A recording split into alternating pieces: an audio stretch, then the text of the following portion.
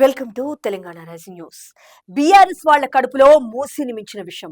మురికి కూపంగా మారిన నదిని ప్రక్షాళన చేస్తామంటే అడ్డుకుంటారా? అభివృద్ధిని అడ్డుకుంటే చరిత్ర ఎప్పటికీ మిమ్మల్ని క్షమించదంటూ సీఎం రేవంత్ రెడ్డి గారు వ్యాఖ్యానించారు. కోట్లు ఖర్చు పెట్టి సోషల్ మీడియాలో నాపై తెగ దుష్ప్రచారం చేస్తున్నారు. ఎవరెన్ని చేసినా వెనక్కి తగ్గను, ప్రక్షాళన తప్పకుండా చేసి తీరుతామంటూ వ్యాఖ్యానించారు సీఎం రేవంత్ రెడ్డి గారు. మూసి ప్రక్షాళన అంటే రాబోయే తరాల అభివృద్ధి మనుగడకు సంబంధించిన ఒక బృహత్తర భవిష్యత్ కార్యాచరణ ప్రణాళిక అంటూ స్పష్టం చేశారు. మూసీలో ఏడాదంతా మంచినీళ్లు ప్రవహించేలా ప్రణాళిక తీసుకొస్తాం, 2 ఏళ్లలో గండిపేటకు గోదావరి జలాలంటూ స్పష్టం చేశారు సీఎం రేవంత్ రెడ్డి గారు. ఇక్కడ మరొక ముఖ్యమైన అంశం చూసినాం. ఉపాధి హామీ పథకంలో కేంద్ర ప్రభుత్వం తీసుకొచ్చిన మార్పులతో పేదలకు తీరని అన్యాయం జరుగుతుందని ముఖ్యమంత్రి శ్రీ రేవంత్ రెడ్డి గారు ఆందోళన వ్యక్తం చేశారు.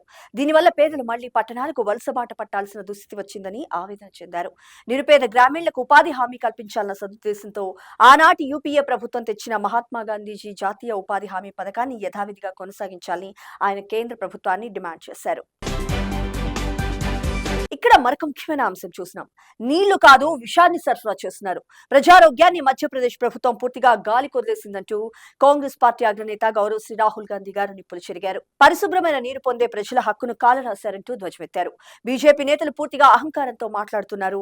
పేదలు మరణించినా మోడీ ఏ మాత్రం మౌనం పెట్టలేదంటూ నిప్పులు చెరిగారు. కలుషిత నీరు తాగి మధ్యప్రదేశ్ లోని ఇండోర్ నగరంలో పలువురు ప్రాణాలు కోల్పోయిన ఘటనపై కాంగ్రెస్ అధినేత రాహుల్ గాంధీ గారు తీవ్రంగా స్పందించారు.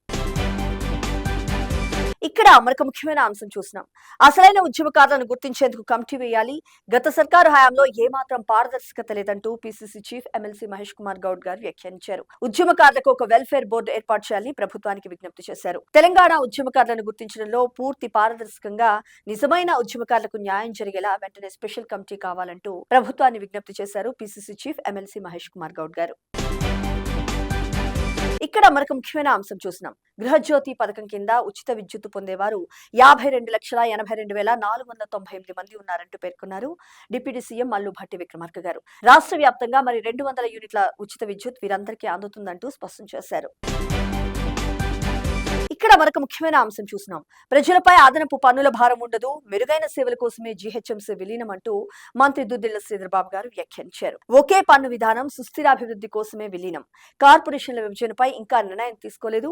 భవిష్యత్తులో సిటీ శివార్లలో జనసాంద్రతను దృష్టిలో పెట్టుకుని వార్డుల విభజన ఉంటుందంటూ పేర్కొన్నారు మంత్రి దుద్దిళ్ల శ్రీధర్బాబు గారు. ఇక్కడ మరొక ముఖ్యమైన అంశం చూసినాం.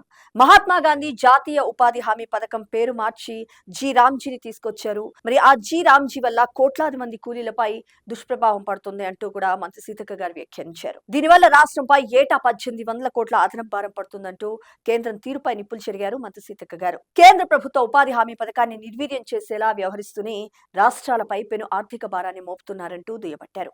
పేదలకు 125 రోజులు పని దినాలు పెరిగాయని చెప్తున్నప్పటికీ కేంద్రం అమలు చేసేది కేవలం 75 రోజులే. మరి మిగతా 50 రోజుల ఉపాధిని రాష్ట్ర ప్రభుత్వమే కల్పించాల్సి ఉంటుందంటూ ఈ సందర్భంగా పంచాయతీరాజ్ గ్రామీణాభివృద్ధి శాఖ మంత్రి సీతక్క గారు విమర్శించారు.